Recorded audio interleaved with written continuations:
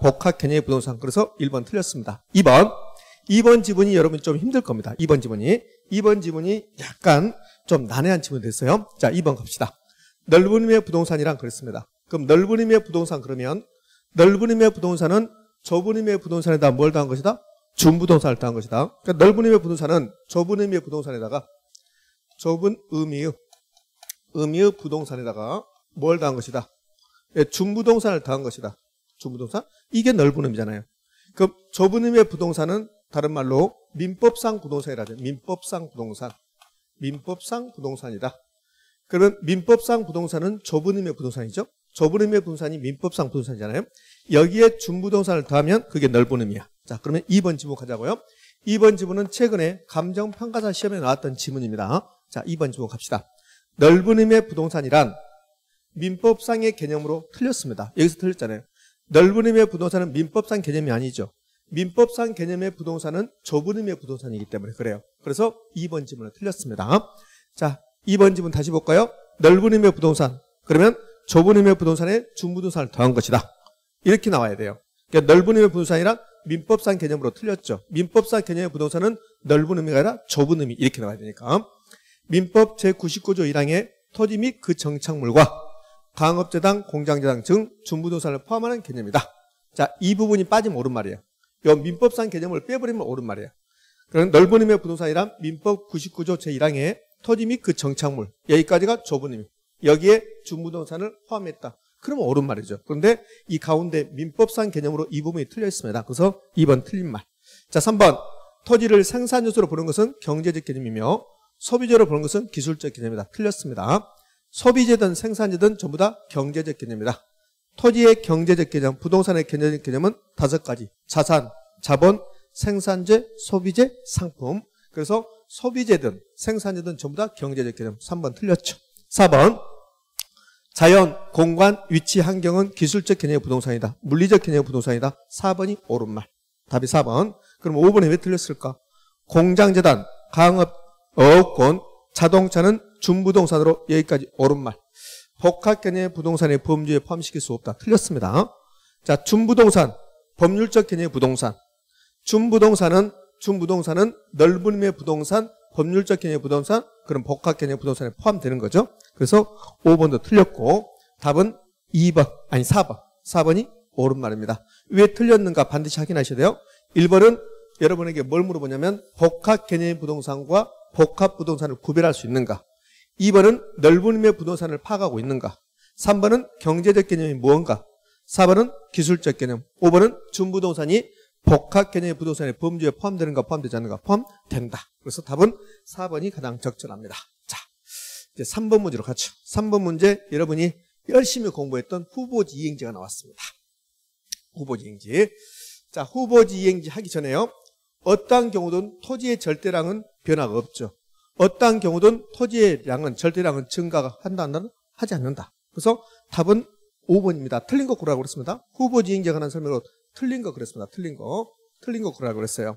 그럼 일단 답이 이제 5번인데 왜 5번이냐? 토지 절대량이 증가한다. 이런 말은 있을 수가 없죠.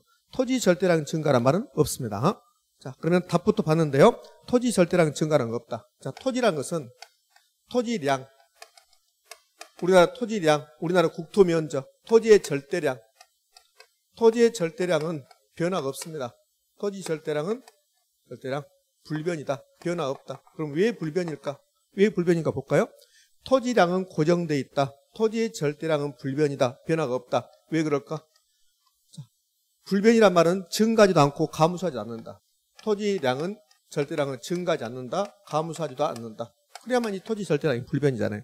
그럼 토지량이 증가하지 않는다. 이거는 부증성 때문에 토지량은 증가하지 않는다. 자, 감소하지 않는다. 그것은 영속성. 토지는 마모되지 않으니까 감소하지 않겠죠. 그러니까 토지 절대량은 변화가 없다. 근데 5번 제보는 토지 절대량 증가라 나왔잖아요. 틀렸죠. 자, 5번 읽어볼까요? 후보지 이행지는 용도의 다양성과 관련된 개념으로 옳은 말이죠.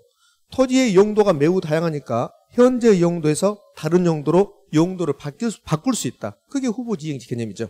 자, 개념으로 이행과 전환이 완료되면 그러면 토지 절대량이 증가한다. 토지 절대량이 증가하는 말은 없다. 그래서 이 5번이 틀렸습니다. 자, 그러면 1번부터 이제 4번까지는 옳은 말인데 후보지 이행지에 대해서 이제 공부해 보도록 할게요.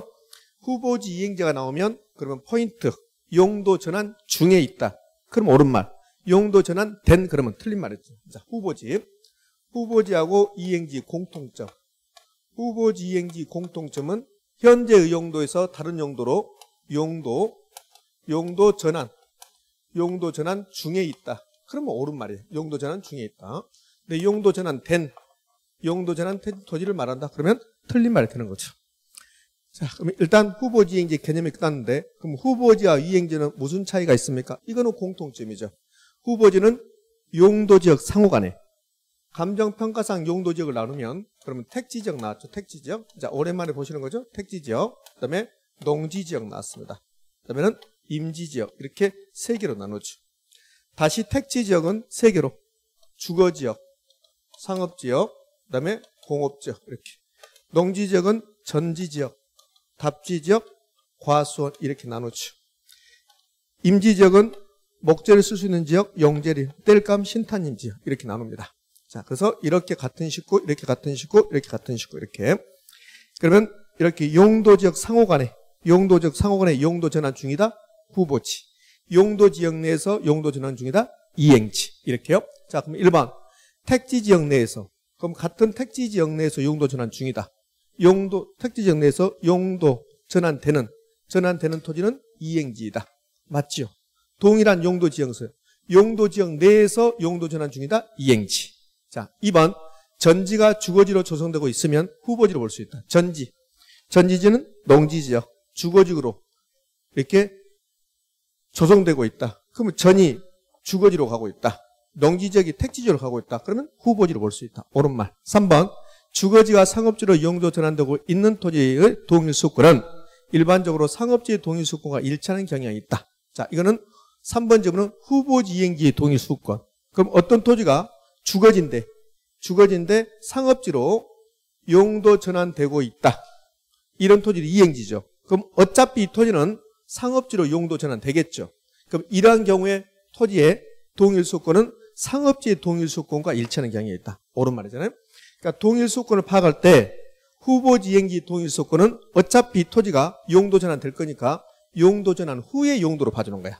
그러면 3번 토지는 주거지가 상업지로 가고 있으니까 상업지로 봐주는 거야. 상업지로. 그러니까 용도 전환 후의 용도로 봐주는 거죠. 그래서 3번도 옳은 말이 되는 겁니다. 자, 만약에 3번은요.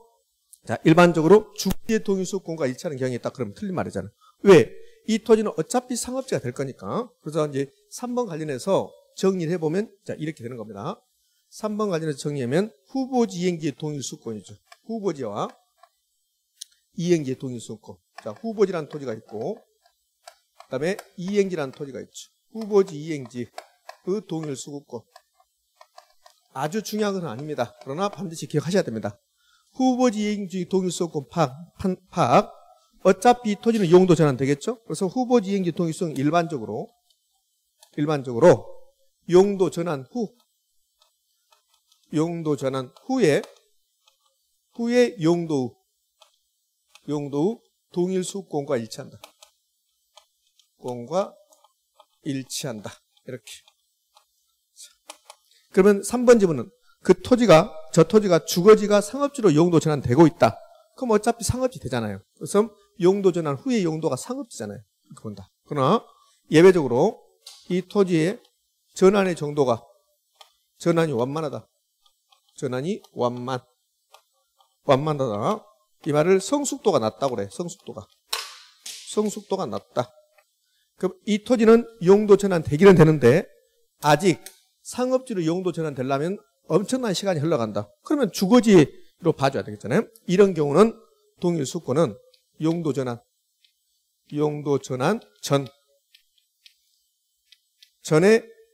전의 용도 후 동일수권과 일치한다. 그러니까 뒤에 동일수권과 일치한다. 이게 중요한 게 아니라 후보지 이행지의 동일수권은 일반적으로 용도 전환 후의 용도의 동일수권과 일치한다.